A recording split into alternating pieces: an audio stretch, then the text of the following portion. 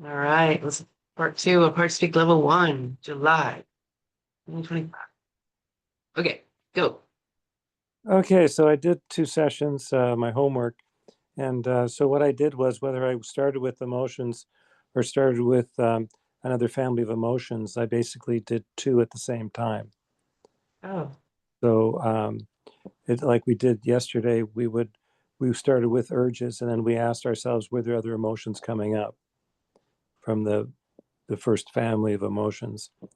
yeah, And we so, don't do that with HeartSpeak. We just do one at a time. oh, okay, well, I thought that when we were doing the urges, we were saying, okay, are any other emotions coming up? And then we went into an emotion. No. Oh, that little exercise. Oh, that's good to know. Oh, so when I asked you to find a flea, you find out which feelings are in there. Yeah, so today I did with mowing the lawn. That was a Ah, good. And so I said, okay, well, first, that's disgusting. I'm trying to avoid it, right? And then, well, what thing is coming up like from urges? I said, well, flee. Yeah, I want to run away from it. yeah. And I did both at the same time. And then I did the other thing that's was a little bit newer for me, and that is taking that pivot Mm. back into the clearing posture, Oh, protective, yeah. modified protector, and to find that it's like the power of a symbol. Once Mm. you've got the power of the symbol, uh, you can use that as an overlay screen for the stress, and it's reduced. The stress Okay. Yeah. intensity. You're advanced, though. Poor Judith. Don't confuse poor Judith. I, No, because I I'm advanced in another other way, so I know how easily we can step in and out from different modalities or using it. So I'm okay. I'm loving being part of you Oh, guys, and I'm just catching a little bit more out of your knowledge. But yeah, yeah, yeah. good. I just got an email from Connie. I think she's stuck. Kurt had the wrong thing too. What did she say? Where's Connie's email? It's gone now. It's gone. Why? It's weird.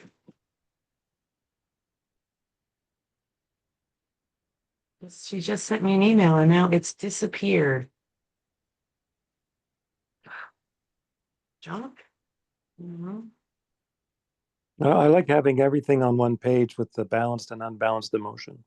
Yeah, it's really It's good. nice,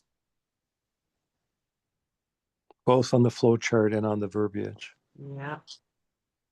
As Regan said, there's no flipping around and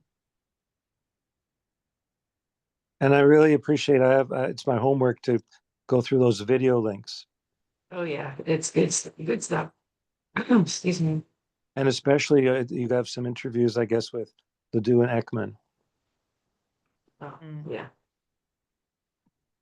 Sorry, I can't find Yeah, we Connie's got to email. see Ledoux. Hey, Marty. Hey, That was cool. Sorry, what? You got to meet Ledoux, Joseph Ledoux at Oh yeah, the. you got to meet Joseph Ledoux, yeah. Yeah. He's not as animated as he had been in the past. that was special having him at the gala dinner. Yeah, it was good. Oh, I got it. Got it. Can't dial in. I tried on la la la la la. Oh, yesterday's Zoom link. All right, so I'm just gonna send her this link. I know because Kurt had the wrong one too, which I don't understand because it should be the same one. It's weird. Ah, technology.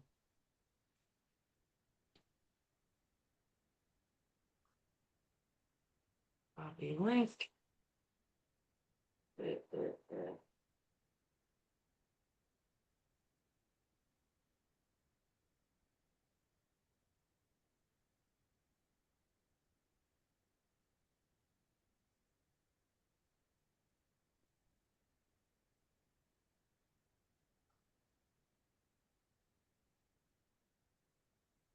I'm going to, well, yeah, because Regan is probably having the same issue. So I'm going to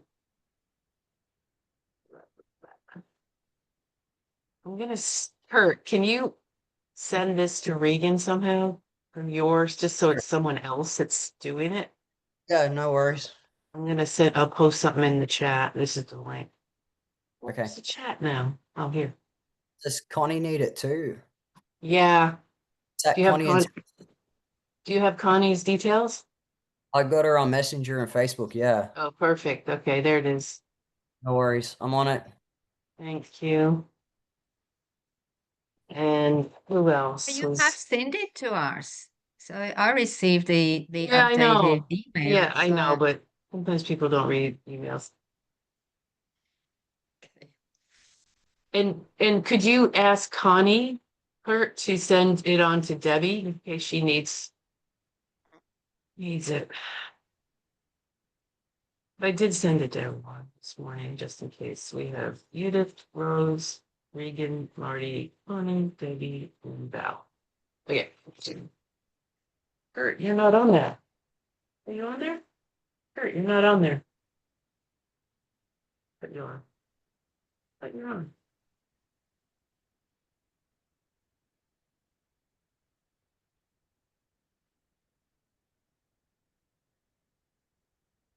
You're not on.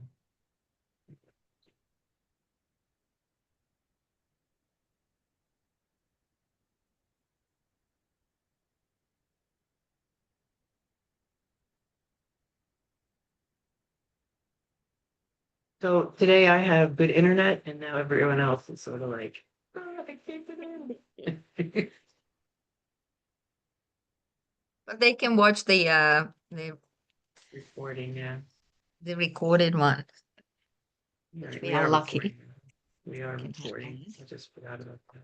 By recording people watching me. All right. So now I'm gonna actually start for real. All right.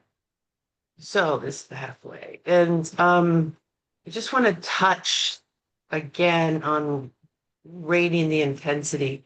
It's not something that I do all the time in a session. Some sessions I'll do it a lot. Sometimes some sessions I'll do it minimally.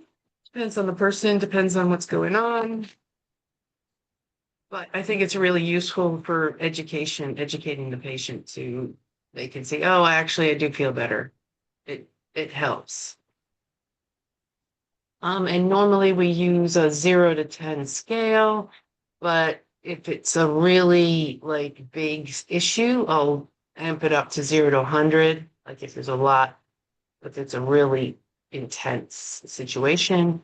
And for children, I use 0 to 5. But for some reason, children can't, when I ask 0 to 10, it's like if their brain goes, what? But they can count, they know they have 5 fingers, and I bring that in. The 0 to 5. 0 means I don't have any fear of whatever, and 5 means it's over the top. I feel, yeah. So and then they get that better. Cool. But feel free to change it up. So what normally happens during when you rate the intensity? What normally happens is you might start off pretty high, like at a 9. And many times it's not unusual to jump down to like a 4 or 5 after one clearing. And then after the second clearing, eventually you get down to 0. But I really encourage you to explore the low numbers. People might even be happy with that 4 or 0.5. But there's a lot of juicy feelings in the low numbers. It's because that's the ones we suppress and repress. I've seen a lot of tears come out of 0.5s. Yeah, we haven't talked about the bucket yet, but at the bottom of the bucket, a lot of really intense feelings live down there. So I do encourage you to go as far to 0 as possible. Yeah. And that's why I say it. It's because that's where the insidious, insipid what's another word? Just the undercurrents of suffering live. So that's why I say to go to the zero. May I have one question, Annie? Yes. Please, when you work with the client or patient and you're working the emotions perhaps or the physical pain, you just follow the same or you can swap. So like let's say we work on fear and the Yeah. fear went down from 9 to 4. Then we said, okay, let's go back again and work a little bit just on the fear. Or if they show some other emotions, we can Yeah, okay. swap. That's actually a really good question, Judith. So I'll answer yes and no. So it's really useful to stick with the same symptom, but we'll say we're working on, I don't know, what was I working on yesterday? There was a lump in someone's belly, right? I just feel this lump, and I could feel it. It was hard. And so we started with that, and um, we got down so far, and it was maybe half as soft as a hardness was about in half. And then all of a sudden, she got like this sharp pain in her shoulder and her rib. That's important. That symptom is the body's telling her something. That fascia's unwinding. So we paused the lump in the belly and worked. The body was talking, so we listened. Does that make sense? So then we swapped. However, if you're working with like a physical symptom, like a pain or something, and an emotion comes up, that's normal. Just stick with the physical symptom. Like we're not going to swap feelings midway. Like if we're doing anger, and then all of a sudden in the clearing, it's usually a woman, no offense to the men, but all of a sudden there's tears. There's a lot of tears with anger in women, by the way. And the tears come, and they'll wonder whether or not, oh, should I go back to should I change to sadness now during the Sadness, yeah. clearing? No, don't change midstream. Yeah, Keep with- thank you. Yeah, I'm sure. Yeah. And when I ask people to rate the intensity, people will say what they will. It doesn't really matter. You have to understand what that intensity rating means. It means it's going to be one of our feelings. It's going to be an emotion, an urge, a resistance, or a pleasure. And it's a representation, even though we use the word push, that 1.5 is going to be, instead of saying push, 1.5 is representing push. And we just have to translate it into our language of push. And what's something else I really want to mention, even though we use a rating scale 0 to 10, it's not like a mathematical, logical mind way of using this. Because in a logical way, the difference between a 2 and a 3 is going to be the same as the difference between a 8 and 9. But in the feeling mind, it doesn't necessarily have to be that way. So these are going to be more in your face. These feelings are going to be more intense. They're going to get your attention more, this end of the spectrum. And that doesn't mean to say that they're any more or less important than the feelings down at this end of the spectrum. It's just that these are going to be getting your attention. Oh, sorry, not important isn't the right word. I guess what I mean is important to clear. They're all important to clear. Even the, not quite a zeros. People will say not quite a zero. That's important. Clear that. It's not a zero. There's something to clear. And yeah. So these, again, we're just using these numbers as representations for feelings. And whatever they say, just mimic it back. Okay, well, it's about a 4, 4, 5 now. Okay, that 4, 5 feeling, keep that in mind. Oh, there's stress. And away you go. All right. All right. And sometimes, yes, it does go up in my experience. Not often, but it does. And if it does, you're not doing anything wrong. It's just, it's kind of like they had their finger in the dike, and when you release that sadness, boom, then we had the flood of emotions, and now it feels really intense. It's not unusual, actually. In fact, it might start off being a 1 or a 2, and then we do one clearing and it jumps up to a 5 or 6. That can happen. And that's usually how I interpret it. It's like, oh, now the, the feeling mind goes, oh, so we're feeling today. Great. Here, feel that. If that makes sense. But then after it goes up, then it usually goes down. Maybe not to quite a 0 in one go, but it does eventually get there. So what do? You keep going. You didn't do anything wrong. You don't have to do anything different. You just carry on. Oh, so now it's a 6. Okay. Keep the 6 in mind. Oh, there's stress. Let's go again. So you pretty stay neutral. I know it's kind of, you take it personally and like, oh, what did I do? What did I do? Especially new practitioners, but just keep going. It doesn't have a meaning. All right. Next, another way to, sorry, there's a question? Yeah, just one question. And what when the client's stagnant and they just not moving, they go back. It happened, one of my clients, and it says, no, it's just the same. So is there any That's a really good question. encouraging question or how to become, so Yeah. you not want to lead their mind, do. but is there anything we do. can help them to shift? Let's instead, you know what I want to mean.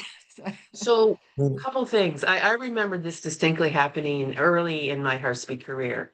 It was here in Ireland, actually, up in Northern Ireland. And this guy came in, an old farmer guy, right? And he had a frozen shoulder. And the chiropractor that referred him to me had been working on the frozen shoulder for months without any change. So she said, just maybe it's emotional. Go see Anne. So, of course, he shows up and he's like this. I can't lift my arm. Right. And I said, okay, where does it hurt? Oh, it's in here. It's in here. Oh, it's in there. It's right there. And I'm like, okay, touch right there. So he touched the shoulder. We were stressed. We did the clearing. And I think he rated it, maybe an 8, the pain initially. Right. And we did the clearing. I go, okay, check that shoulder out again. No, mate. It's still sore, still at 8. But he goes, oh, no, it's still an 8. It's up here. And I'm like, so the problem with this is that we are relying on the patient's perspective or awareness as feedback. However, they might not be attuned as you are in sensing shifts. Hi, Connie, by the way. You made it. Yeah, and by the way, I woke up and I got your email and I registered Deb too, and I just sent her all the details, but anyway. Thanks. So we're paying attention to,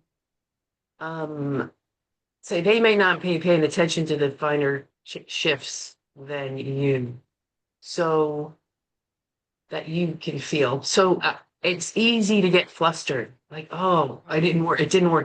Oh my God, what do I do? Just keep going. That's okay. Yeah. That 8, did it change oftentimes, especially with physical, it'll go from here to here to here. So I call it chasing the symptom. And the intensity of the pain might stay pretty high, but it's different in some ways. And that's something that they do not pay attention to. They just feel the pain. So just keep going. Okay, touch where it is now. Oh, yeah, yeah, it's back here. Oh, there's more to clear. Okay, and go again. Mm. That was a good I have question. something to add. Yeah. I did a Zoom call for a group, so I had about Yeah. 8 people. And this one woman, she had a lower back hip pain, 7 out of 10. And we Oh, did about 6 rounds, and it was still 7 out of 10. Yet for everybody else, it was slowly going down. The intensity was going down, down, down, down. And I'm saying, well, am I doing something wrong? I'm saying to myself, and I'm saying, no, I just got to stick with it, have the faith, and keep going.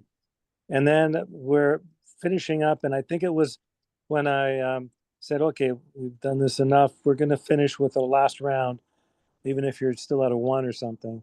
And we're going to do I am okay. And with that, it disappeared completely from 7 to 0. isn't that amazing? Yeah. Yeah. So Thank you, keep the Marty, for faith. sharing that. Check like that's it's so true. Yeah. You just keep going, you know. I've been in this game long enough now to know that the process works and that you just gotta keep going. Cool. All right, now the old bucket. I love the bucket. People love the bucket. Useful, very useful to when there's a lot going on or when there's bits and pieces going on in someone's life. There's stress here, there. Oh, there's a lot of stress going on. There's a lot going on. Let's put it all in the bucket. You know, that stress about your mom, put it in the bucket. The stress about your car breaking down, put that in the bucket. All those little bits and pieces, put them all in the bucket. Fill that bucket up as much as you can. Oh, do we need to use a barrel? Oh, okay, let's use a barrel. You can change it up. You know, you can have a bit of fun. But I usually bucket. And how full does a bucket feel? Right. I use the how full does a bucket feel? I don't say how full is the bucket, or maybe I do, but I like to say how does it feel? Because it's up to them, really. And then I say 0 is a bucket's empty, 10 it's full, 11 it's overflowing. So oftentimes these people are either at 11 or 10 because once it's full, they can't put anything else in the bucket, so they don't. But there might be more stresses hanging out, but they just can't fit it in the bucket. That's fine. Okay, reach into the bucket, and then we'll grab an emotion, urge, resist. Okay, resisting, push, pull. Okay, clear a pull, blah, blah, blah, blah. Okay. And then you do the clearing. Okay, check in with yourself again. This is the time when people say, no, the bucket's still full or still overflowing. So if you get funny about, am I doing this wrong? Why didn't it work? The bucket often stays full until it doesn't. So we get people to put the next round, all the stresses in the bucket, put it in there. When you get it as full as you can, how full does it feel? 0 is empty, 10 is full, 11 is overflowing. Oh, it's still a 10. Okay, reach in, grab another emotion. Now it's an urge, yours to fight. And off you go. And you keep reaching into that bucket until the muscle test says we're done for now with that, or until they say the bucket's empty. And when it goes down from a 10 down to like a 2, oftentimes people go, okay, I'm good. But then they won't want to look in the bucket. They resist looking in the bucket. The bucket, is there anything else in that bucket? Nah, no. Have a look. Go and look down the bottom. Yeah, there's stuff in there. Go after that too. So important. These lower numbers are so important. Okay. I was going to put some words here. I think I already said those words, so.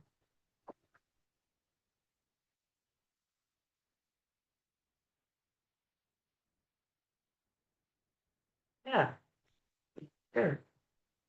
Um, any other words I want to say? Points. Super useful. People love the bucket. All right, here's another principle. Memory is inaccurate. Now, at the end, I'm going to talk about why, or or is depending, because I just have to leave a little early because I have a flight to catch. But who knows? Yes, I'm sitting on the floor. It's the only place I can be in here that's comfortable in the clinic with no comfortable chairs. So, yeah, memory is inaccurate. We know this from neuroscience. We know it. Now let's, and we use this in HeartSpeak. This is one of our very, very core principles, even though it's number 9. All right, how does memory work? So first of all, we have a working memory, which is what we're paying attention to. Oh, yeah. And it's not only paying attention to, but we're actually processing, we're working with it. And then when, if something is in our working memory and we need to remember it, and our non-conscious mind will decide that, we don't have to decide that. It's like, oh, that will be useful to tuck away in our memory. So we consolidate it into long-term memory. And if it's an emotion, it's an implicit memory. I should put this next slide before this one. Just little notes to myself. Because it talks about what implicit memory is, but we'll get there. All right, so this is how memory works. So it goes from working memory, consolidates into long-term memory. Then we go about our day and our lives, and then that memory is triggered by either a sound or something we see, smell, taste, sense in some way, or thought. It's again non-conscious. We don't do anything to trigger it per se unless we try and think about it. Then it's activated could put back into working memory. Oh yeah, I remember I was here before and this happened. Oh, I'll have to watch out for that. We use it. And then when we're done using it, we reconsolidate it and put it into long-term memory. How? However, during memory reconsolidations, there's a window of opportunity, when the memory becomes flexible, where the memory can change a bit. So we change a few details and then we store it again. That's why the long-term memory is in a different color. It's different. Then we go about our day and that long-term memory is activated again by sight, sound, smell, thought, whatever. And it's reactivated and put back into working memory. But if you notice, it's the same, what gets put into working memory is the one we stored the last time. And then we use that, done with it, reconsolidate it again, and then we change it slightly again, different color. And then when we go about our day, and then that memory is triggered again, we reactivate it again, put it into working memory, we use it, and then done with it, change it slightly, and the cycle continues. So every time we recall and store a memory, we can change it slightly because during memory reconsolidation, memory is flexible. So we go back to here. This is why, and HeartSpeak works on this junction right here, where during memory reconsolidation, that's why it's called a reconsolidation-based therapy. It could be considered a reconsolidation-based therapy, where neuroscientists believe in the future of psychotherapy is headed, hopefully. So in HeartSpeak, we know that memory is inaccurate. Memory is inaccurate. If the next slide, it'll make more sense. So we don't worry about the facts of the memory. We just worry about the feelings, the implicit memory. Where's my little pointer? Yeah. We just worry about the feelings of the memory. So in HeartSpeak, we don't worry about explicit memory. We just worry about implicit. Let's go to the next slide. So there's 2 types of long-term memory. There's the explicit memory and implicit memory. Explicit memory is also called conscious memory, recallable, declarative, and verbal. You can actually talk about it. Where implicit memory is non-conscious, non-recallable, it's all non-declarative. These are also called non-verbal. Also, they're mediated by different parts of the brain. Oh, sorry. Explicit memory is all about facts. Implicit memory is all about feelings. There's also a part of implicit memory called procedural, which are, we can drive to work and not remember we drove, and that's also implicit memory, procedural. But I'm particularly talking about the feeling type of implicit memory. Explicit memory is mediated by the hippocampus part of the brain, the pink, and that usually is fully formed around the age of 3. The amygdala mediates the implicit memory, and this is that little almond-shaped thing right there at the end of the hippocampus. And that's formed around from day 1 in the womb. It is said that we have cells, amygdaloid cells that become our amygdala from day 1 in the womb, which is quite early. So we could be making implicit memories from the very beginning. But both are inaccurate. We know the facts can be distorted because of the way memory recall works, reconsolidation, and activation works. We also know implicit memory is inaccurate because over time, explicit memory becomes like moth-eaten. We forget patches. It's patchy. In implicit memory, it usually gets worse. We escalate. So whatever the feelings, they don't go away. We exaggerate them.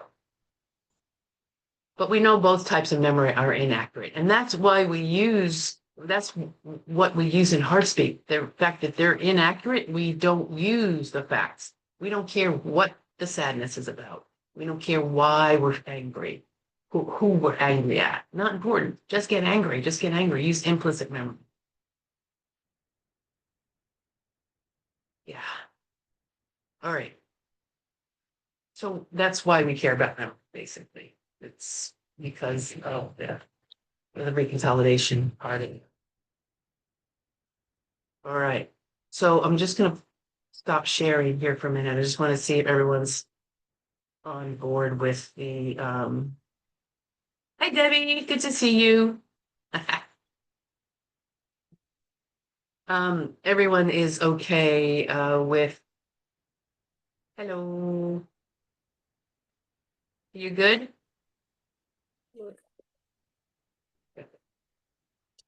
All right. Everyone is okay with memory. We're going to talk about that toward the end a little bit. Well, no, that's actually quick. Anyway, we good? Good. There's a quiz later on it. The HeartSpeak works. No, there's not. Should be. All right. So the rest of today will be about figuring out what to work on or how to start, basically, because you've got the process. You know how to check for stress. You know how to do the clearing and pivoting. But really, the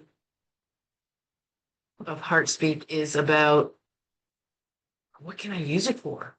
That's what the rest of this is about. So that's what we're going to talk about. So first thing I want to talk about is using statements. Okay, statements are useful. You can say statements out loud or in your mind.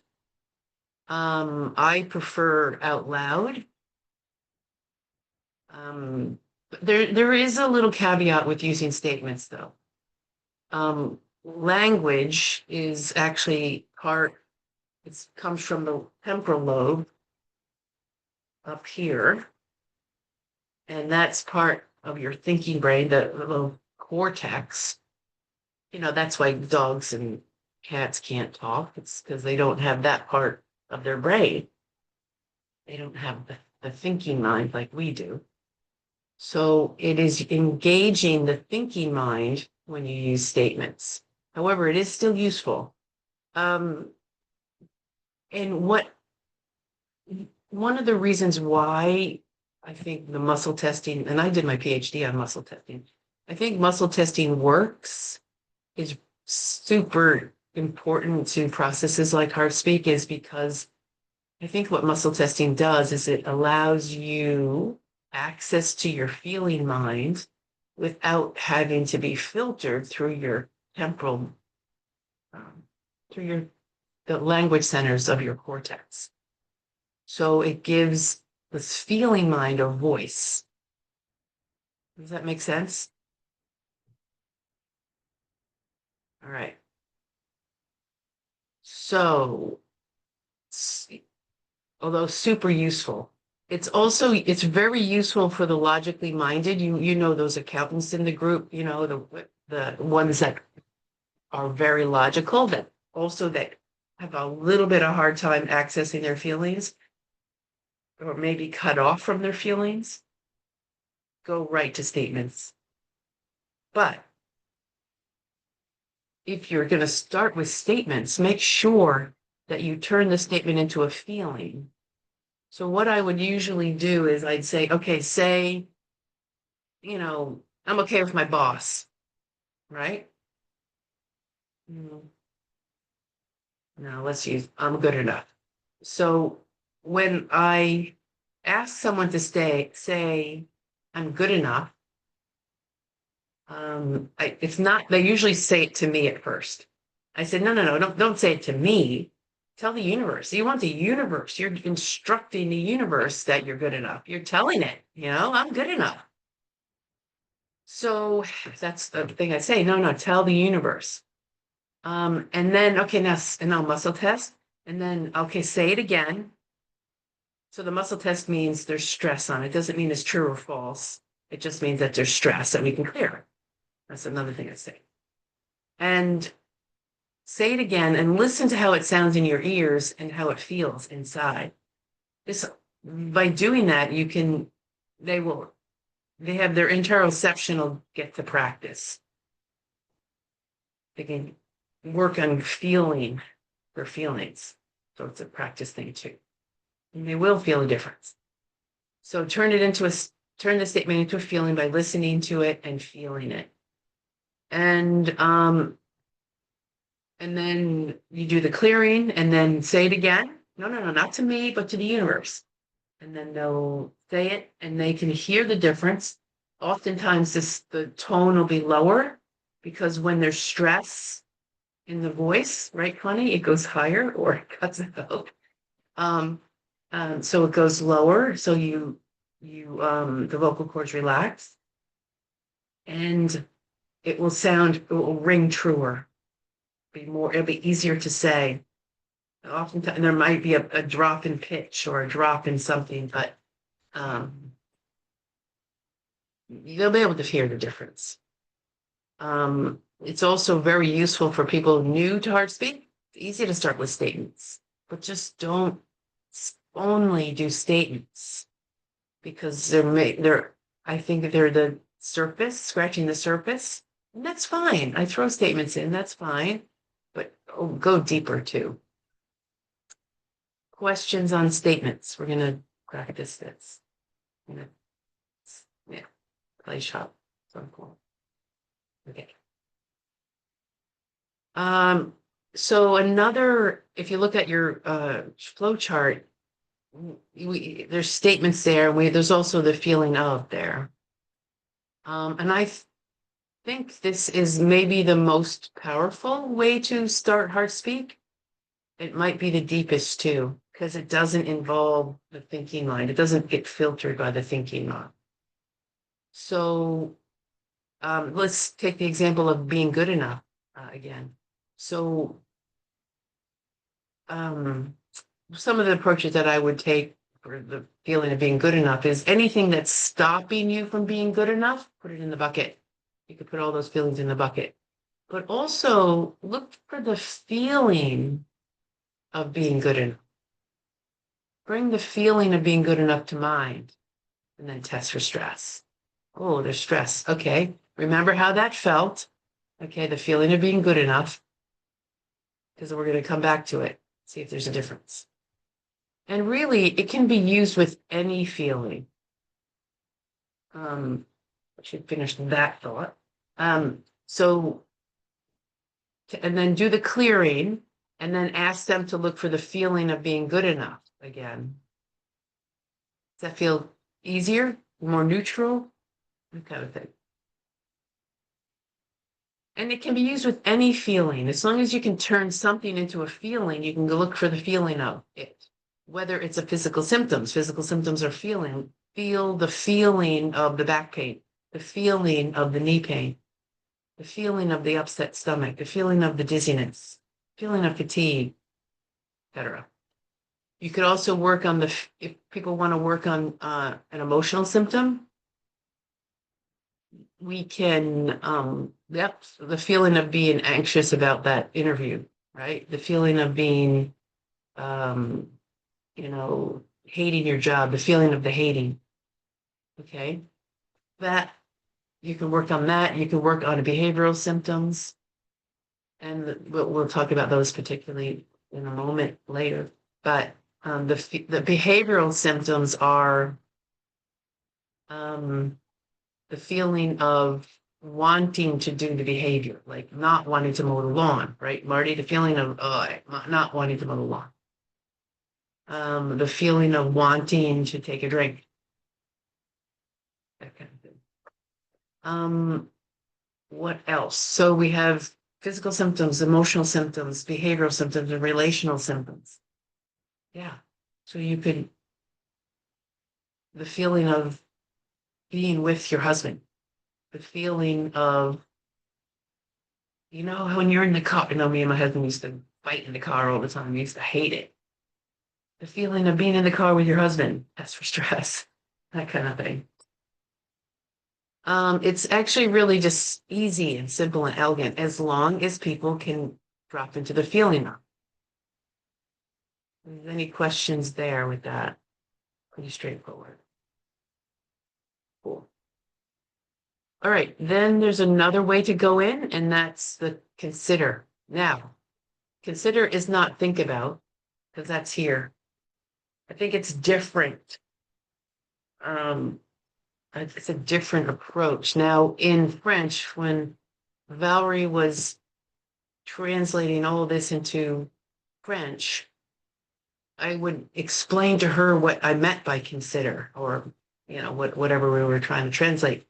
And then she tried to look for the French word. But in French, there's no real way to say consider. I think what consider means, it means imagine all the possibilities of. So that's what the French on the French charts, instead of saying consider, it's imaginer to whatever it is. Yeah. And what it does, consider, it's a verbal challenge, meaning the patient doesn't have to do anything but listen. And what it seems like to me is happening is I'll say, consider being good enough. So I'm just putting that energy out there. Their mind body is responding somehow, and I'm detecting the stress. Cool. It's really quite fun. And I usually use consider after I use like the feeling over statements. Let's just tidy up. Okay, we're working on being good enough. Okay, we've done da da da da da. Now consider that you are good enough. That's for stress. And ask patients to feel how their body responds to the consider statement, to the verbal challenge. You'll be able to feel the difference. Questions on consider?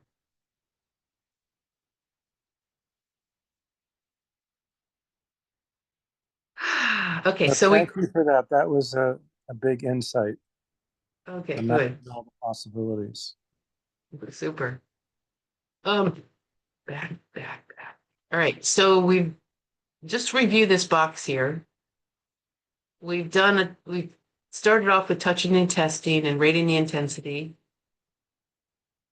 Easily applied. If there's any questions, now's the time to step up. We talked about statements, the bucket, the feeling of, and consider. That gives you quite a few different approaches to get into it. All right, to start, let's dive in. Because once you're in, you know the process, you know how to clear and pivot. That's easy.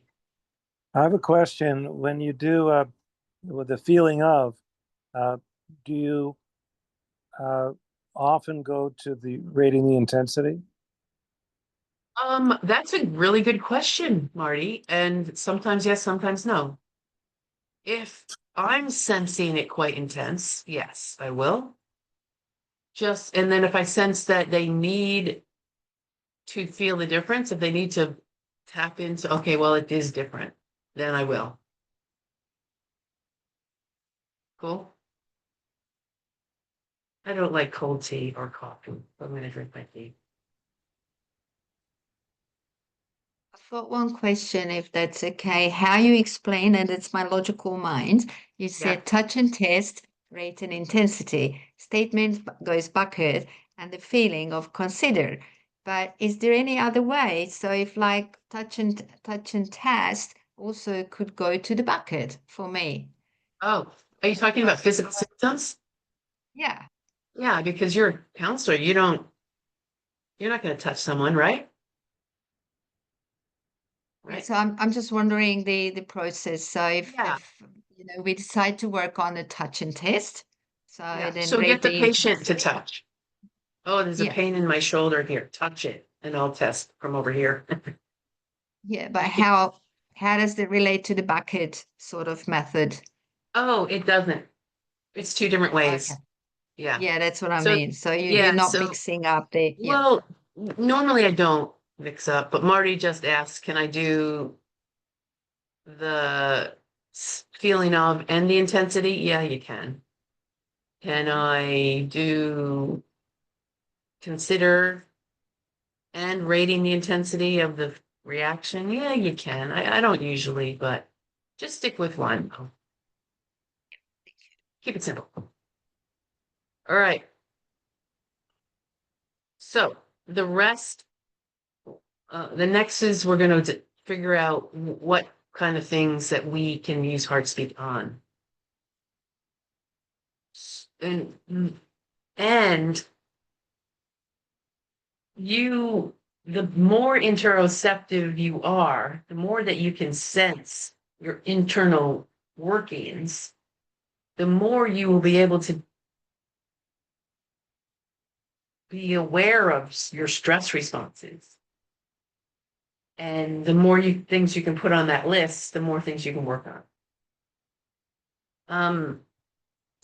And I do think that HeartSpeak improves one's interoception, perception of internal bodily sensations. You will be able to be aware of when you break out into a sweat or when your breathing changes or the goosebumps. And I get truth bumps. Often, like someone will say something in a session, and I'm like, "Oh, there's the truth bumps." It's always on my right arm too. Boom, truth bumps. So whenever I get them, it's my spidey sense. I'm like, "Oh, we're onto something here." So here are some things you could be aware of, and um, they're just bodily changes. So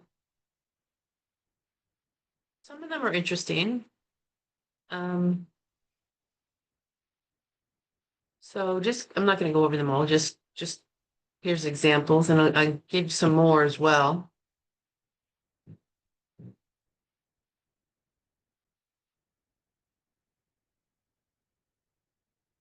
And it's not just, whoops, back up. So it's not just like this page is a lot of the stress or fight or flight responses, and this page is kind of the after the pivot. Oh, I do feel better. I do feel ease. And these I think, will come, like you will start noticing them later. Like if you've done a lot as HeartSpeak, you can just be walking down the street and go, oh, actually, I do feel quite at ease. Just tap into that, like, oh, that's great. And I've had a few people say, they're just going about their day and all of a sudden just gratitude pops in. were, before HeartSpeak, they just didn't notice that. But it's really cool when you do notice things inside that are also quite healthy and uplifting and help. What am I going to say? Like useful.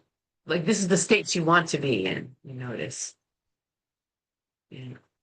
And what's really interesting though is a lot of kids will do this automatically. They'll go here somewhere from childhood to our adult selves. We are starting to do a lot of this. Anyway, I love awe. You ever see children with awe? When I see that, feel that. Okay. So moving on, we've ticked the physical symptoms box, I think, pretty well. We can touch and test. We can go to the feeling of this physical symptom. We could put all the physical symptom in the bucket. We can rate the intensity of the physical symptom. Yeah. I think we've done that pretty well. However, what we haven't really covered is how HeartSpeak and stress are related. Because we do test for stress. And I think if we muscle test, if we just get your mind clear that we're muscle testing for stress. And I think you'll be less confused or have more success. All right, so, and it also, if we we're detecting stress, we won't be driving in other people's lanes. Because no one owns stress. No doctors don't own stress. Psychologists don't own stress. We'll just drive in the stress lane. And why is that important? Because the symptoms are what tells us that we're under stress. The symptoms, I think, are a body's way of saying, excuse me, something's out of balance. There's too much stress in our system. Do something about it. Do something. Do something. Because stress drives symptoms, and symptoms are basically just signals. Your mind body's trying to get your attention. So we, heart speakers, clear the stress beneath the symptom, and then when the stress shifts, the symptoms ease.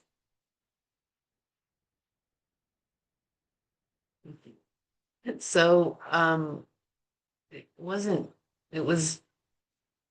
a couple months ago, I was talking to ChatGPT about this. And I was just like going off, just all my theories, putting it all in there, having a big old chat with it. And I said, can you please summarize that for me and dot points? It's just what it come up with. I thought, oh, I love that. You're brilliant. I would have said that in 200 more words. So good for you. So thank you to ChatGPT. Yeah. And if we don't, so just keep in mind, we don't treat symptoms. We're not treating headaches. We're not treating back pain. We're not treating depression. We're not treating heart disease. We're not treating cancer. We're not treating eye trouble. We're not treating anything. We are releasing the stress that drives these things. Did everyone get that? Give me a thumbs up because this is really super important. All right, good. Good. All right, so we tick physical symptoms, but we're gonna talk in general about emotional symptoms. No, sorry. And we work with symptoms because symptoms are a sign of stress, and symptoms can be categorized into different categories, but they're all just feelings. So really what we're dealing with in HeartSpeak is working on a feeling that might be related to stress. And if it's related to stress, we clear it, and the stress goes away, the feeling goes away, the symptom goes away. Okay. So this is what we're going to work with. Emotional symptoms, behavioral symptoms, relational symptoms. And I do believe that relational symptoms are a subset of behavioral, but I'm going to tweeze them out because they're so important. Okay, so using HeartSpeak for emotional symptoms. Here are some examples of emotional symptoms.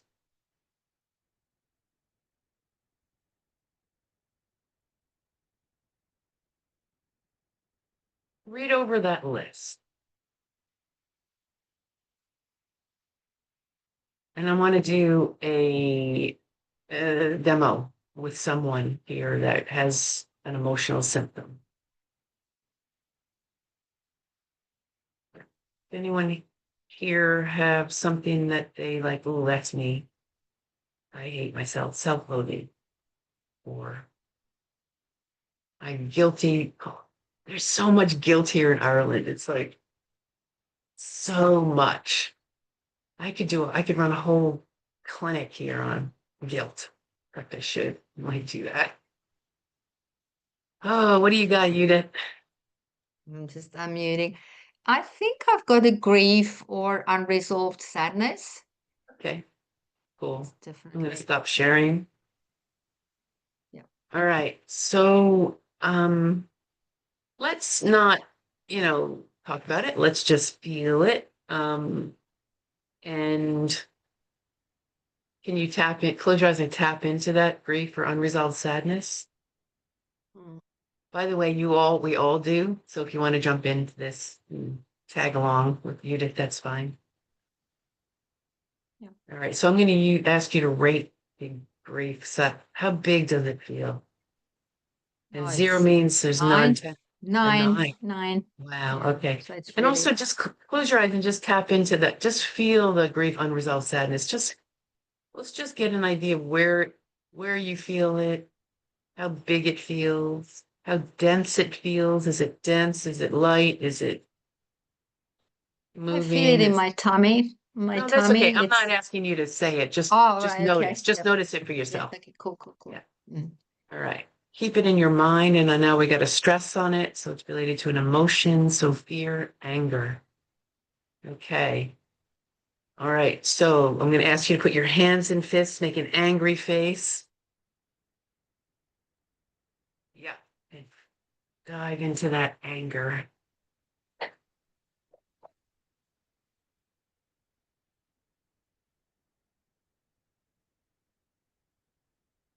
Anger usually comes in waves. So once the wave diminishes, you can take a breath and bring it back.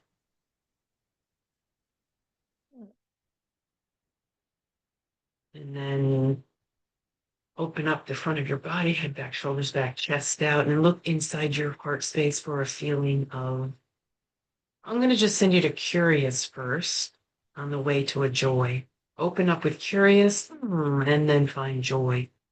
Now with everything else, just put everything aside and just focus on joy within your heart and let your heart dance with joy.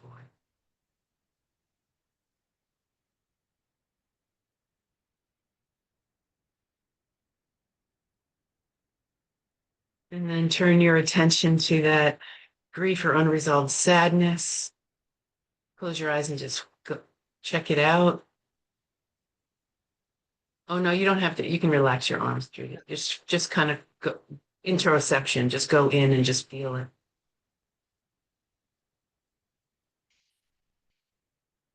Does it feel different, Judith? Doesn't feel different. So let's go again. No, Okay. it's getting worse. Yeah. I mean, that something can- is Yeah. All right. showing Close up. your eyes. Tap into it. Yeah. We'll just go right in an emotion, an urge, or resistance, a push. All right. So I'm going to ask you to find the feeling of push. No, back off. Put your hands up. Claim your space back. Feel the no. Keep looking for the no. Keep pushing. Clear your whole space. Out of your space. No, back off. Get out.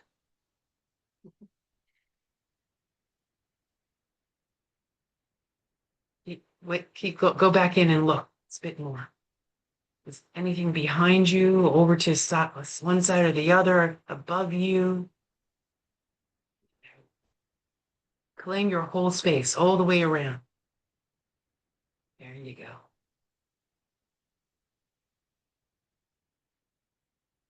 And now fill that space with ease, the space that you just claimed by pushing. Mm.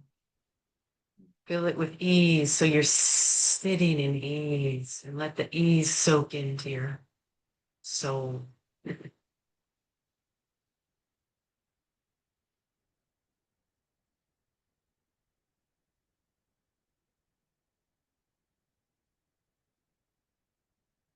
And then turn your attention to the unresolved grief or unresolved sadness. Does that feel different? I don't feel now anything, so it's good. Yeah, Okay, it's good. dropped. Yeah. Yeah. Excellent. Good. And I'm getting a strong this time where I didn't get a strong last time when I asked you to. Mm. Well done. Any questions on that? Anyone? All right, so that's emotional symptoms. All right. And that was a good Thank you. example because it wasn't related to anything. You didn't know really what it, she couldn't say it was my dad or, my whatever dog when I was 4. She didn't, it doesn't matter really what it's about. But the point is, it's gone. And if anyone else was clearing, did you feel a shift in the feeling between clearings?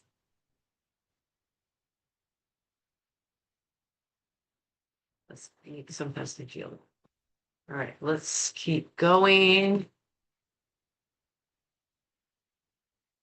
All right.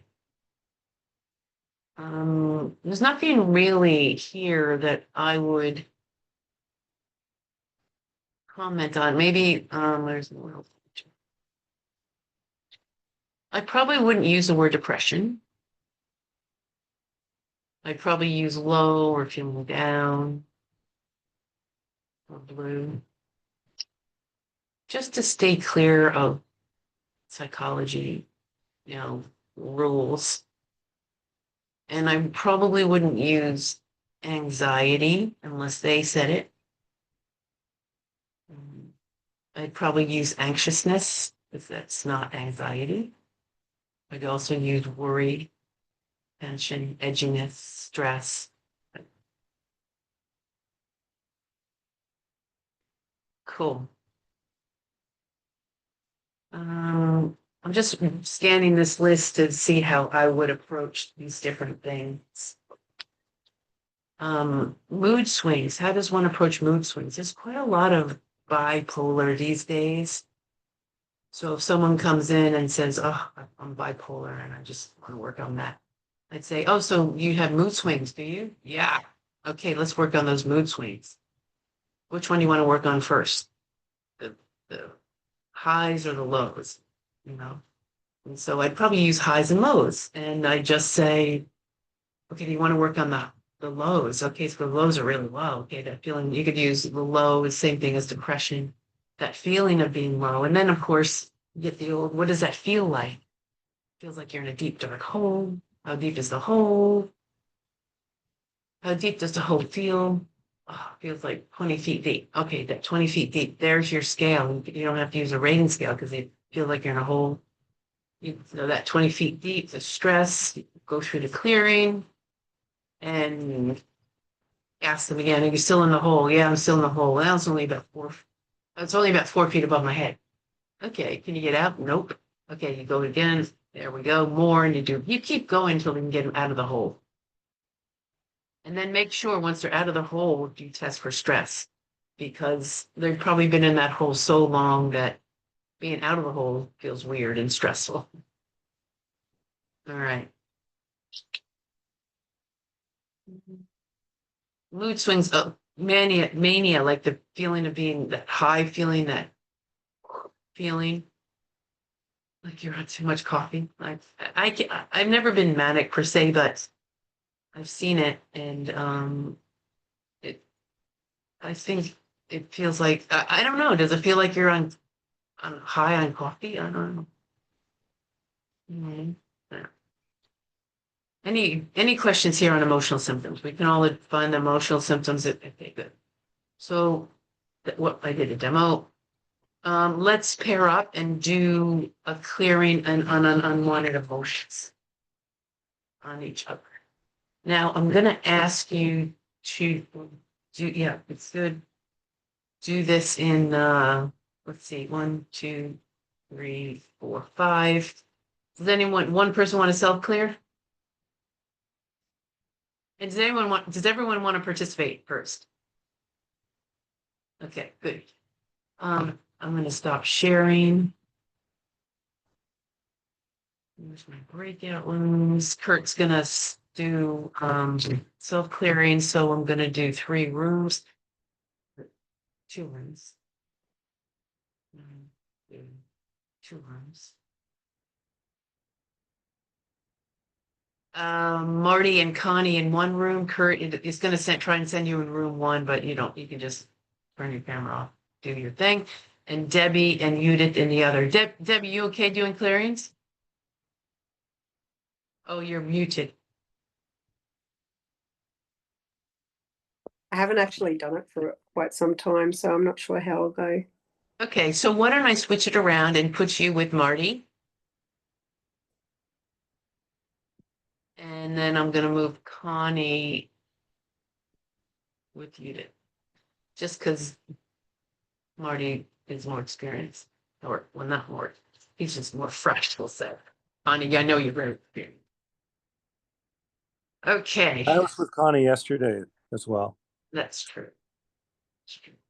All right. And maybe, Marty, if Deb wants to do some clearing, you could just help her along step by step. Sure. All right. So we'll give you 15 minutes again. I'll put a notice up at 7.5 or roughly 7.5, and we'll come back. And all good? Yep. Are open. I'll set timer. Oh, Kurt was going to do the. One second.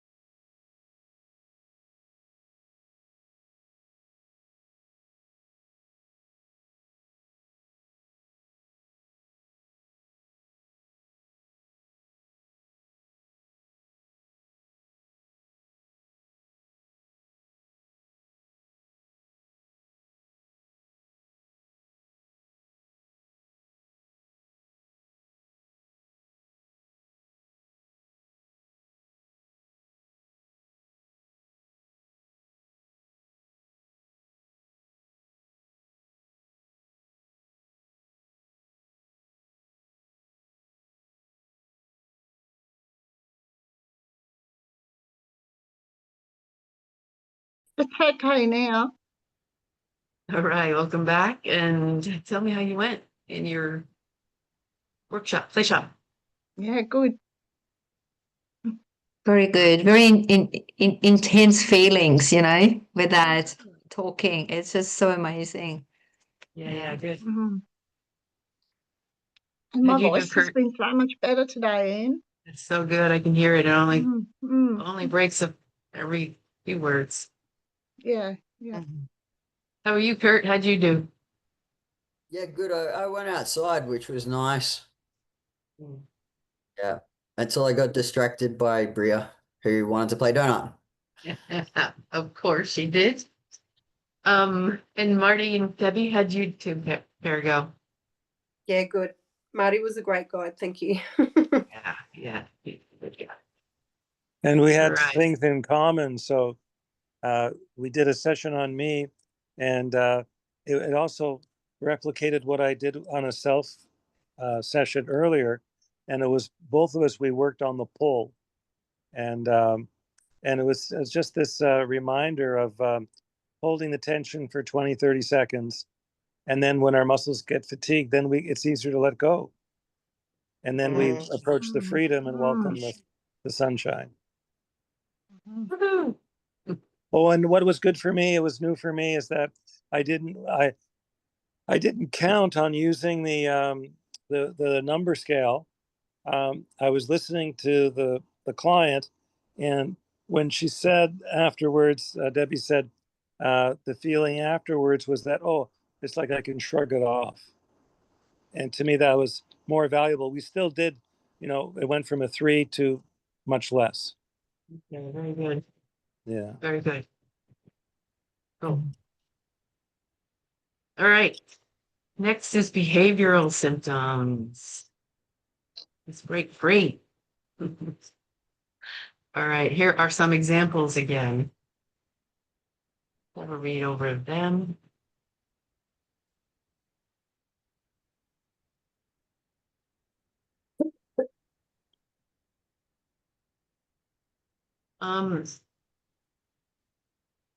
Now, something occurred to me when I was reading this over yesterday or the day before, or whatever, is that these are quite intense behaviors. They're they're very unhealthy, a lot of them. So but it's any behavior, if you want to change, we'll take the same approach. Let's take where's my pointer? Let's take procrastination, because everyone sort of procrastinates something sometimes. So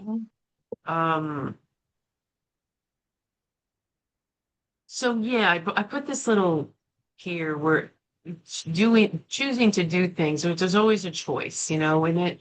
And a lot of times that our behaviors actually become a habit, and it's easy just to go in that same direction we've been going in. But what I think HeartSpeak does is it stops the tendency to do the same sort of things, so that at the juncture of the decision, it's sort of like, oh, no, I'm going to do this instead. So I think that's what it does. So let's take, actually, let's pause procrastination. Let's do a compulsive behavior like, I remember this one guy, he was in the army. He went away to a confrontation and then came back and then became with PTSD. He developed OCD. He became a compulsive door lock checker. So whatever the compulsion is, it doesn't really matter. You can take the same approach. And that is this. It's always in the wanting to do the behavior. That's where the feeling is. That's where you're going to go to, the wanting. So I'd ask him, feel the wanting to do the behavior. Yeah. Oh, it just also brings to mind a woman with Tourette's. You know how Tourette's, it's shouts things and clicks and all that. Well, I read a research study that showed that when Tourette's people suppress those urges, those compulsions, it brings so much stress into their mind bodies. It increases the stress. So they do worse off when they try to repress those things. And I think that can be said about any repression of a compulsion. Causes a lot of internal stress, struggle. All right, so I asked this army guy, look for the feeling of the wanting to check lots, and then test for stress. And of course, you can always ask him to rate the intensity of the wanting. How big does a wanting feel? 0 is, there's no wanting, and 10 is the worst ever. I know he'll say something, I'll let it 8. Okay, go keep that 8, the wanting 8 in your mind. There's stress, and that's leads to an emotion, urge, resistance, etc. You carry on, do the clearing, and then ask them once the clearing and the pivot's finished. Ask them. So look for the wanting again, the wanting to check lots. Well, it's probably less, probably about a 6 now. And then you carry on like that, do another clearing, and you get it as low as you can. Then you could also, with compulsions, you flip the coin, and ask them to consider not checking the lots. Oh, then there's more stress there. Okay, does that make sense to you all? Yeah. Okay. Yeah. So there's a lot of stress on the not doing, because it is a form of people do their compulsions and automatic behaviors and as trying to self-soothe, trying to control their emotions. In fact, I actually had a chat with this army guy back then. I said, so walk me through this. What does this door lock checking feel like? He said, well, yeah, okay. So, put the kids to bed and check the locks, and they're locked, and then I check them again before I go to bed, and they're all locked, and I feel better. And then I'll be in bed and I'll go to sleep, and then I'll wake up and from something, and I get really anxious. And then I have to get up and check the locks. So I get up and I go around and check all the door locks. Okay. And then I feel better. So I go back to sleep, and then I wake up again. And then I feel anxious. And so I have to go and check the locks, and I go check the locks. I feel better. So I go back to sleep. So a couple things come to mind here. First of all, he's waking up from a dead sleep for some reason. So I would be doing some sort of sleep work with him. Like I would be checking, I would mentally time travel to when he's just woken up or just before he wakes up. That's for stress. There's always something there just before he wakes up. And then, so something in his non-conscious, in his dreams, is trying to process something. So which wakes him up. And then, yeah, so for him, I would actually do a bit more dream work, do you remember the dreams? No. Okay, that's okay. Just be in the dreams. So I go to the point just before he wakes up. I'd start there because whatever that was, that woke him up just before he woke up. That's for stress.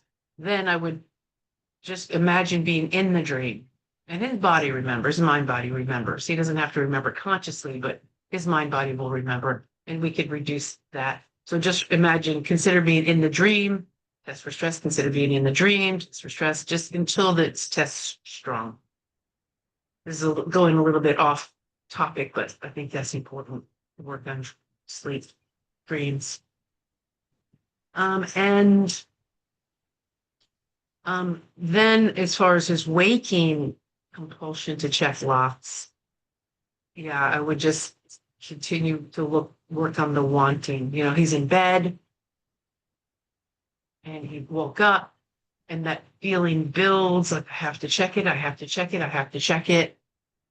Test for stress, clear that. Again, you're in bed. I have to check it, I have to check it, I have to check it. That's not this bad. Maybe it's about a 5 now. You just keep going. Does all that make sense to you? Oh, all right. Procrastination is something that we all do. And it's so all of the other ones are like wanting to do the behavior. This is the not wanting to do behavior, which is completely valid as well. You know, I have to mow the lawn. I know I have to do it. I don't want to do it.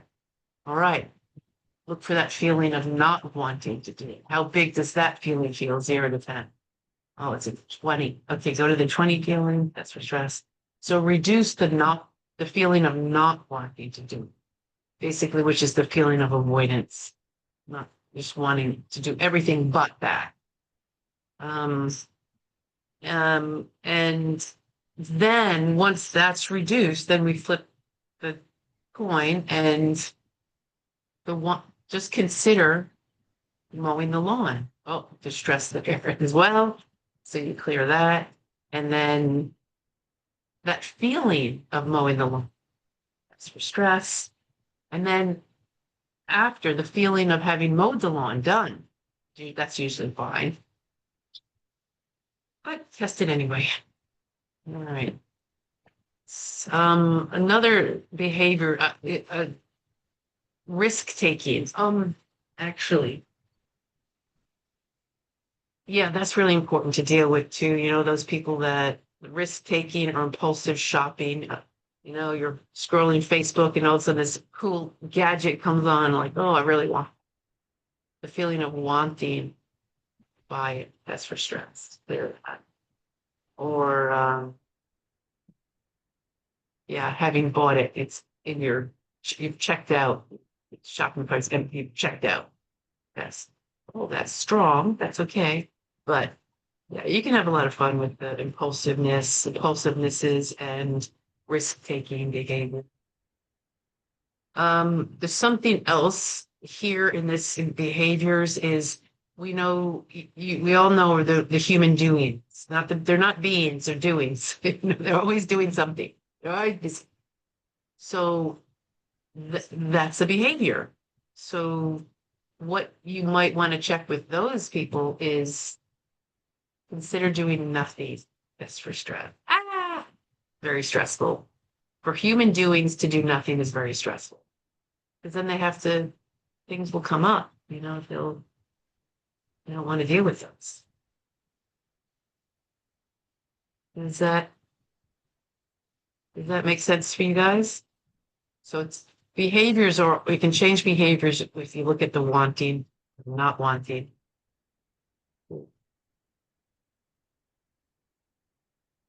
All right, let's look at relational. It's just kind of a subset of behavior.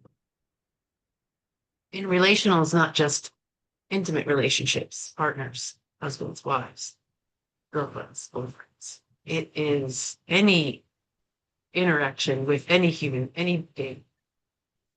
How you relate in the world, how you navigate the world, how you relate. Here are some examples. Marital conflict, teen and parent discord, something that's going on in the workplace,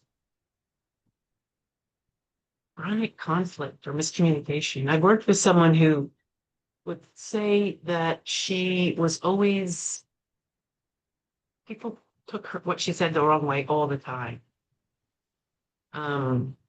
which is interesting. So if it's an all the time thing, then it's probably something that's, you know, something that you're giving off, right? So we worked on the feeling, and communication is an energy. So you're exuding an energy, whether it's voice or body language or facial expressions or whatever it is, but you're putting it out into the world. So I asked her to do that. Imagine just communicating, just putting your message out there, and there's stress. So you reduce the stress and you just keep working on that. And then once that's neutral, down to 0 or down to when the muscle test says strong, then how do you want to be perceived? Or we could also, if there's like, what we do is I ask a person to have a stand-in, like pick a situation that we can use as an example that's pretty standard for this problem. And we'll use that. They don't even have to tell me what it is. In fact, it's fine if they don't. And we'll use that situation as a stand-in for all the other situations when there's communication problems. So that will kind of hit, when we clear that, it'll like strike. We'll just knock all the pins down at the same time.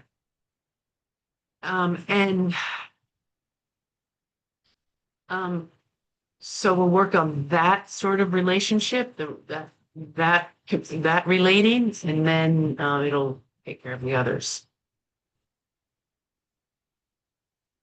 That's it I wanted to say there. Boundaries is another relational problem, which is a whole big thing. I think my idea of boundaries, having boundaries in this, I developed this theory after listening to Brene Brown talk about boundaries. Her research showed that the more well-boundaried someone is, the more happier, successful, resilient. She's listed a whole bunch of things that person is. So there's a lot of pros about knowing your boundaries and having some people don't have any boundaries. And we all know those people that come in and just kind of barge in and just like doesn't really get boundaries. And that's another thing entirely. So May I barge in? Could you just repeat the researcher's name? The woman you Brene just- Brown, Brene Brown. She's hilarious. If you look her up on YouTube, she's written books. She's got some audio books out there. She's this woman from Houston. She's a psychologist from Houston, and she's pretty hilarious. First saw her on TED Talk. She has a really good TED Talk. She's pretty cool. I don't buy into everything she says. I will say that, but like anything, you just take what feels right, and the rest, you say thank you very much. All right. So boundaries. My idea of boundaries is this. Boundary is knowing what's okay and what's not okay. Right? Knowing self from non-self. Let's talk okay and not okay, because that is important. Okay, so everyone just feel that's okay, and then that's not okay, and then there's this line in between. And a lot of times this line isn't clear, or isn't defined too well, or is broad, or it kind of, they merge. So there's some like, I'm not sure, there's a gray area. Kind of check your boundary out between okay and not okay. Just get an idea of what that line looks like for you, feels like for you, I should say. If you're like most people, there's a blur. It's blurred. Right. So I'm going to ask you in your mind's eye to tighten up that boundary. So it's pencil thin. It's clear. It's good. It's still testing strong, which is interesting. And then imagine someone has crossed over from okay, this is okay, this is okay, this is nope, that's not okay. They've crossed over, and then there's stress. So that's how I would work on clearing up boundaries. So first of all, there's also another few things about boundaries, is that once you're okay, if someone's crossed over into the not okay realm, then it causes you stress, right? So once you are aware of, oh, that person has crossed into the not okay, that behavior is not okay, there's a couple of things you can do. You can take action, and you can not take action. which is action. This is an action. Right. So for your own selves, try this out in your mind's eye. Okay, you've noticed that someone's crossed the line, your boundary into not a, someone has something to say? No, okay. Okay. So someone has crossed the line into the not okay. All right. And there's some stuff to clear there. And then I want you to mentally time travel to the future when you've taken an action. You don't even have to know what action you've taken. It could be no action. But anyway, you've taken action. And you see how you feel better there? Feels you're settled again, right? All right. And then, so between the noticing your boundaries been crossed to the action taking, there's a lot can go on in there. So I would be wanting to clear the muck that's in between there. So I get people to wade through the muck, feel the heaviness, feel the, because a lot of times we don't take action. We notice that our boundaries been crossed and we don't take the action we actually want. So another thing with boundaries, so that's that. And then another approach I take with boundaries is just getting someone to say no. They put a person over there, make that representative of someone that you have trouble being boundaried with, that person. Maybe it's your kid, maybe it's your mom, whatever. And just look at that person and just say no. Does all that make sense to you? Relations. Oh, what else?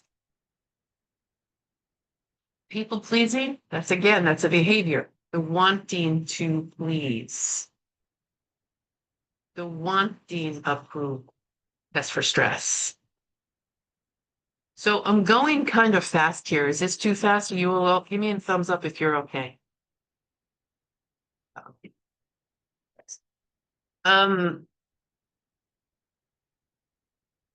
People pleasing, approval seeking. There's always going to be the other side to the coin. For example, with people pleasing is people being mad at you or upset with you. You might need to reduce the stress on that.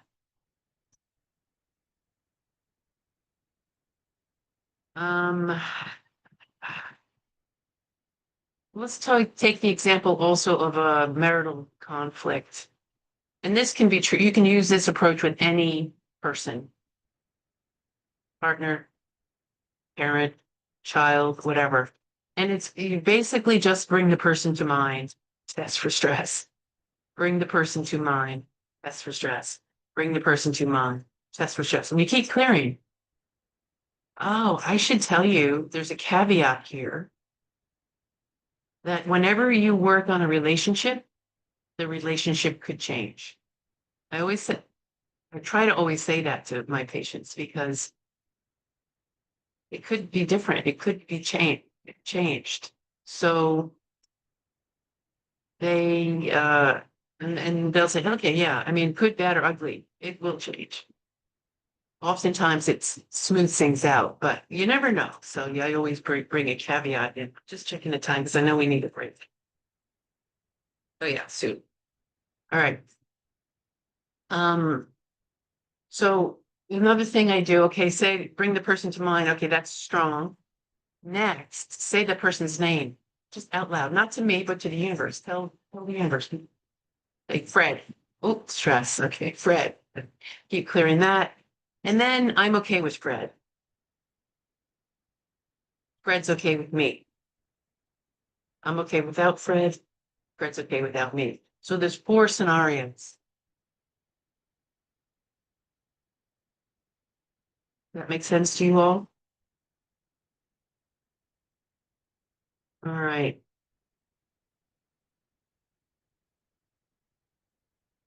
I think we're good. I don't, okay, so this is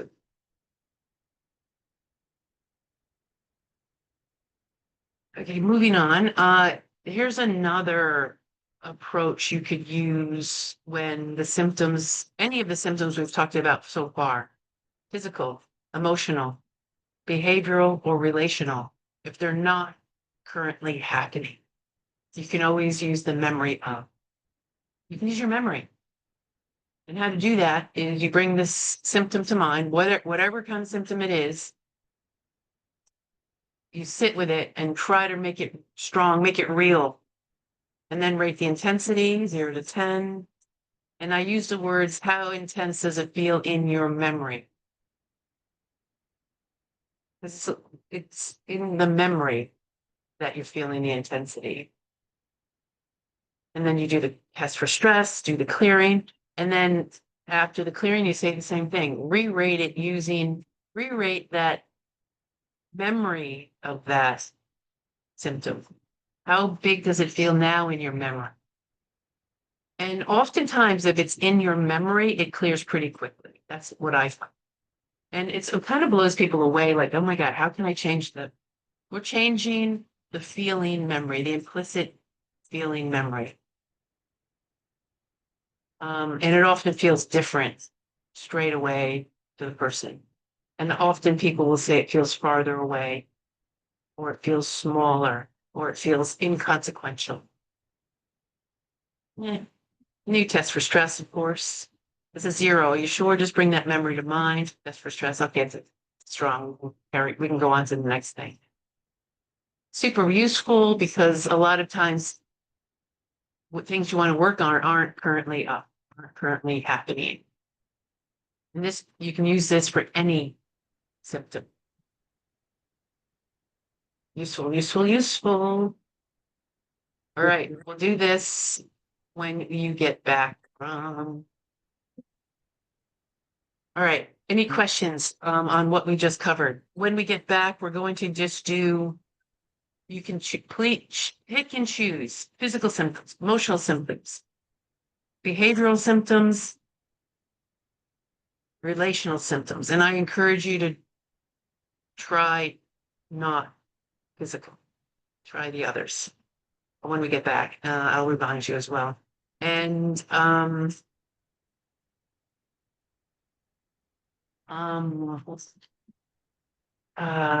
did I say? Anyway, we'll take a break and we'll just regroup. How long do you want today?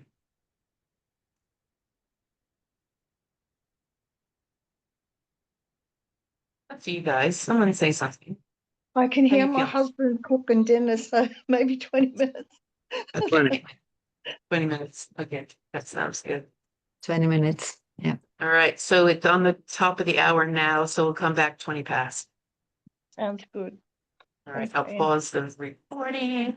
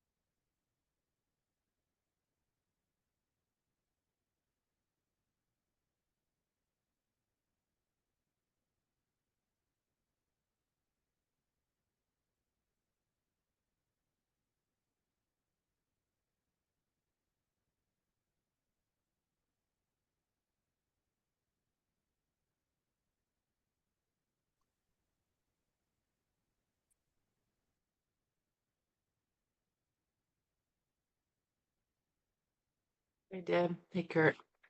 Hey,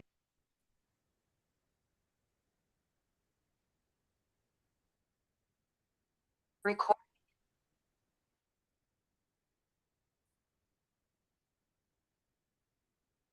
Oh, the recording's paused. Okay. Okay, great. So how'd you go? Welcome back from the play shop. How did you all go? Yeah, great. Yeah, Good. Oh, really good, Yeah. really deep. As more you practice, the more you go and find something, showing Follow a up. So trend, don't it's you? yeah. That's why I like to do the half hour or even longer play shops. It's just because you can really mm, taste. get going. Mm. Mhm. Did any questions arise? Anything pretty straightforward? No. Okay, good. Kurt Because I'll keep. directed me in the right directions. Yeah, Kurt. The guys are good for that. Kurt and Marty. Yeah, good. Comes back to you, doesn't it, Deb? Yeah, yeah. Right. So I'm going to be leaving soon. But what we're going to do is I'll do a few more and then talk about a few more things, send you off into another play shop. And then when Kurt will organize that and then just tidy up and then that'll be it. How's that sound? Is that all right? Good. Okay. All right. So there's this problem here. I get this question all the time. But what I can't feel? I don't, what if I can't feel that?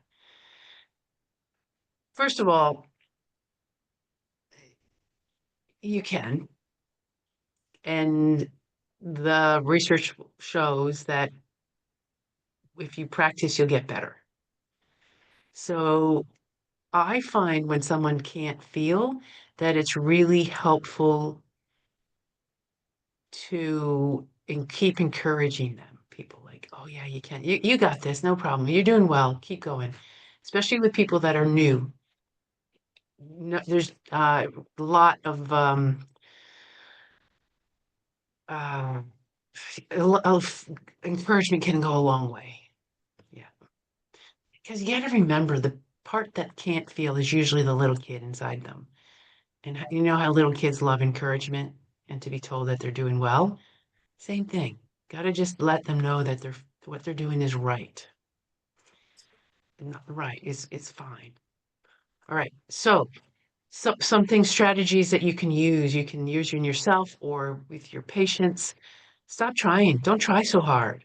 I think the trying blocks the effort. So just kind of back off and relax.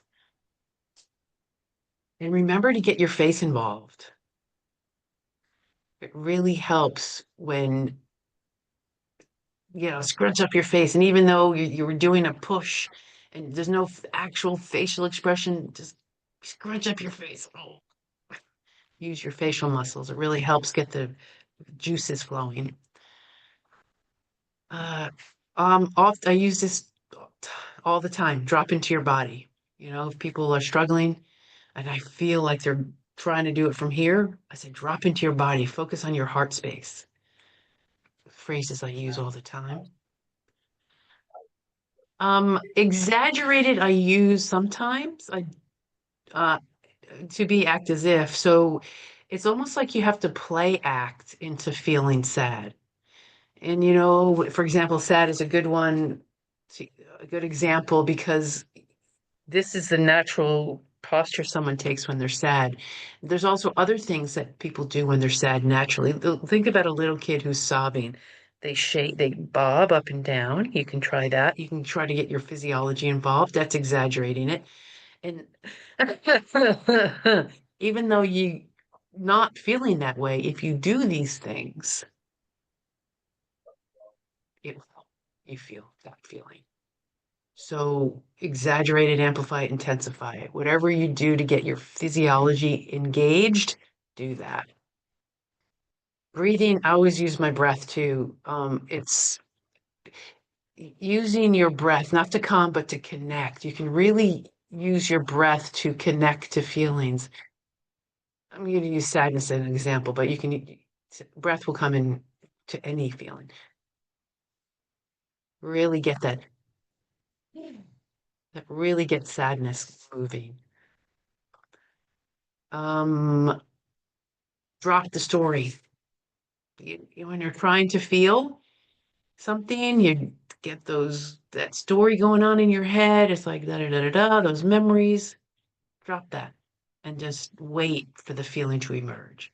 The story can drive the feeling, but then once the feeling is started, drop the story. And also trust that it's there.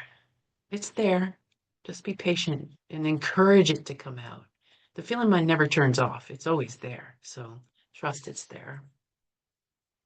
There's another principle that helps as well, and its feelings are shared and spread consciously. I used to say feelings are contagious, but I didn't, with the pandemic, I'm going away from that word contagious. But we do share and are spread our feelings. And if you've ever been to a football match and there's the rush, like the excitement just like it was a wave all the way, like woo, and you kind of get swept up in it. Yeah, that happens. We share feelings, we experience other people's feelings. Everyone is empathic, regardless of whether or not you recognize that in yourself or not. So use that as the practitioner, whatever the feeling the patient is clearing, you feel it as well. Get it as big in your body, mind body as well. That will help your patient feel it. Okay. And also you might need to clear a block. Help the patient clear the block. You might need to clear the resistance, the part of you that says, I can't feel.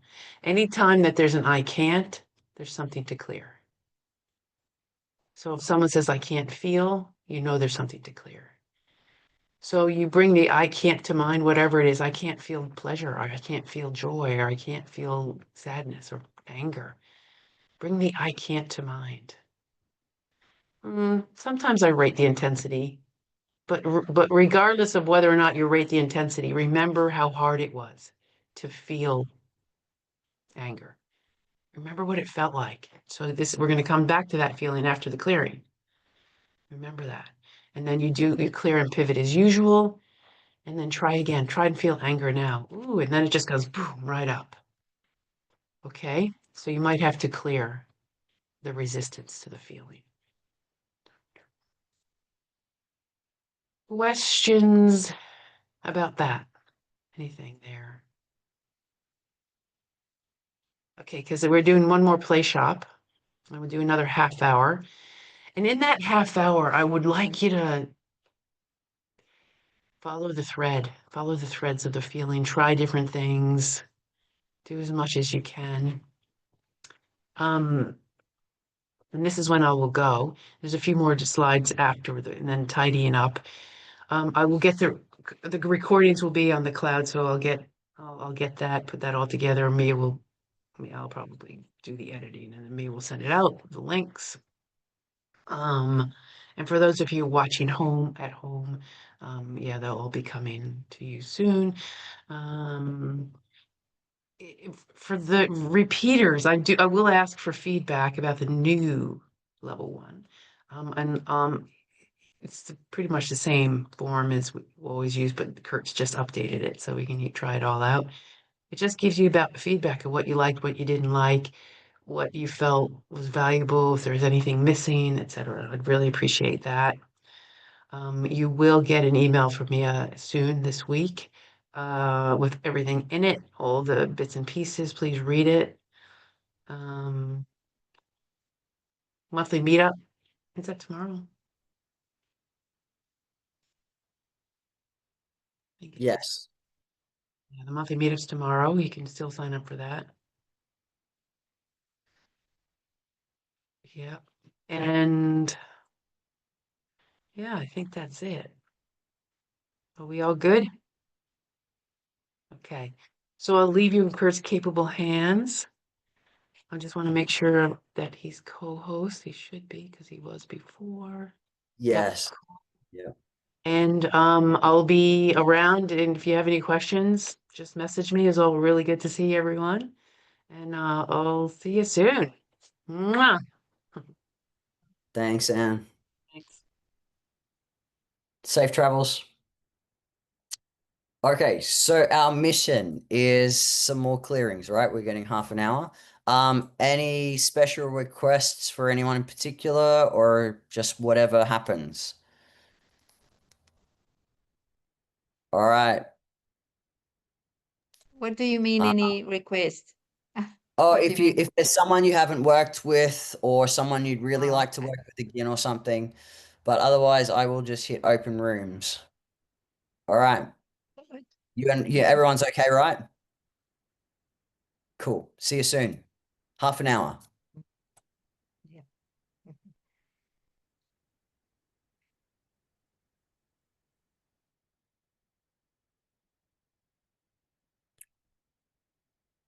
Is that working for you? Yeah, cool.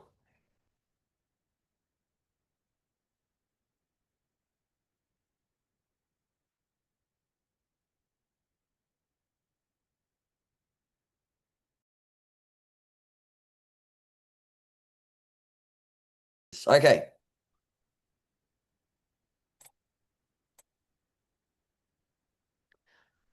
So just to finish a few final things here. So this is where we were, and HeartSpeak aftercare. So what to do after you've finished a HeartSpeak session, or what to help your clients with. Just allow yourself to rest. I don't know if you've experienced this, but doing emotional work is quite tiring. Have you experienced that before? You get tired and maybe thirsty. Hydration is on here. Gentle activities like stretching and walking can help as well. Lots of water, healthy foods. Monitor for any delayed emotional or physical responses. So just keep yourself in check. Yeah. And if it's like for yourself, you can do the I'm okay statement and do some clearing on that if it tests weak. Have you done that before? No? Okay. Judith, we might end on that for you. So you've had some I'm okay experience. Offer follow-up or check-in if needed, especially in earlier sessions. Advise clients to avoid over-analysis. This is quite a challenge because I feel like we live in this world where we do like to talk, but trying to analyze what happened, or I was thinking about this situation or trying to work on this and then resistance come up. Well, it's not really the object of HeartSpeak to go through that and try and deconstruct why that occurred or anything, because we probably don't know. It could be any number of things. It's interesting, but it's also not keeping that shift for us. If you're thinking about the memory reconsolidation, if we're bringing back up that memory again that we've just worked on, are we undoing the HeartSpeak process, or are we interrupting something there in the like the reconsolidation? Yeah. So just keep your eye on that and be mindful. I guess it segues nicely onto why do we stop talking? So talking and our thinking minds and language are all linked together, which Anne's already spoken about, and she says that that suppresses the feeling mind. Therefore, verbalizing dulls the feeling and blocks that real processing that HeartSpeak needs. Storytelling reinforces the patterns. And there's some plasticity there. Oops, hang on. Sorry, I've just flicked onto the wrong slide. Repetition entrenches trauma. You've probably experienced people who like to ruminate, or something happens during their day. They ring up their friend on the way home and they tell their friend the story. Their friend listens and, they hang up and they call the next friend. And then the next friend, and suddenly this story is like as big as Ben-Hur. But they haven't achieved anything, only more suffering for themselves. Labeling emotions can become fixed. and harder to access what's real. Words distort, complex feelings get flattened. And some experiences are pre-verbal or they can't be explained. Let me just check the chat for a second. Marty says, I like the idea of dealing with 4 situations, both people being okay with both people being okay without. Yeah, absolutely. It's so helpful. And you can do that with family. You can do that with friends. You can do that if someone's sick as well. Like, maybe they're on palliative care, etc. Obviously, with client approval and helping them through that process. And you would know if that's okay for them or not yet, but it's inevitable. Or even the end of an employment situation or a friendship or a partnership, whatever it might be. It's so helpful. Hey, Marty. And then more on why we stopped talking. I might not read this. I'll give you a few moments.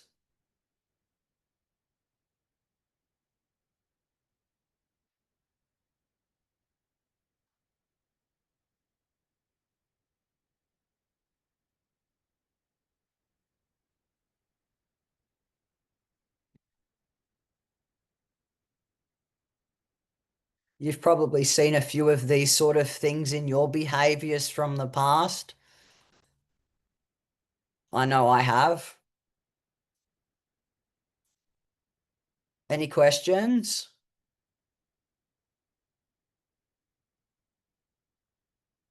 Okay. And some cautions and contraindications. So that's a new word for me, actually, and apparently it's a chiropractic word. It's basically saying when perhaps not to use HeartSpeak, or when HeartSpeak might not be the most appropriate tool to use. Some of these things might appear to be common sense, but it's really good to be very aware and know who you're working with. So if your client is in active psychosis or has a severe mental disorganization,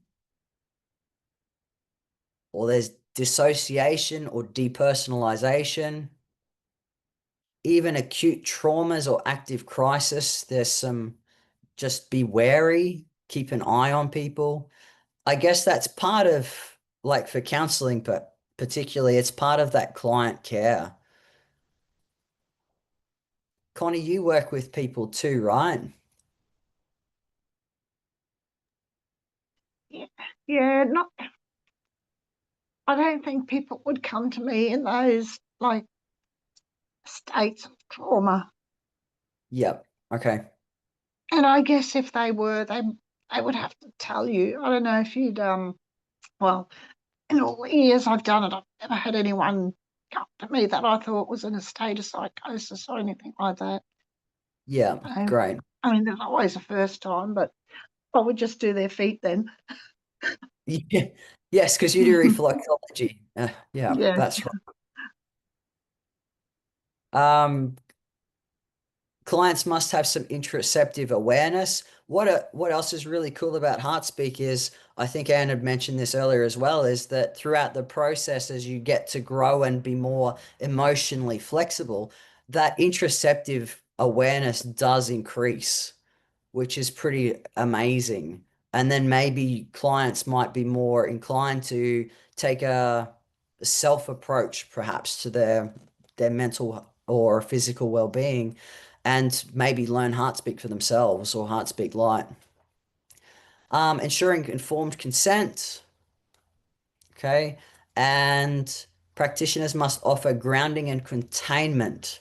Sometimes big feelings do come up and clients will need to feel safe. Just offering that safe space and reassurance during those moments, especially. Any questions? No? Okay, we're almost there. Pathways for practitioners. So there's a number of things. And tomorrow morning at 6 a.m. in Queensland time, there is the HeartSpeak monthly meetup if you're interested in that. So we're at level 1 here at the moment. Level 2, the next level 2 on the website is listed as late September, and that's online. There are group sessions, as we said, about the monthly meetups, as well as Dr. Anne's top 10, which is towards the end of the month. Virtual sessions, I assume that means you can have sessions with Dr. Anne if you're interested in doing that. And then there's special events and ongoing support. Just reach out if you have any questions or anything like that. You should have Dr. Anne's email, etc. And we're done, and perfect timing. Thank you, everyone. Lovely to see you again or meet you, and have a wonderful evening. I'll stop the recording.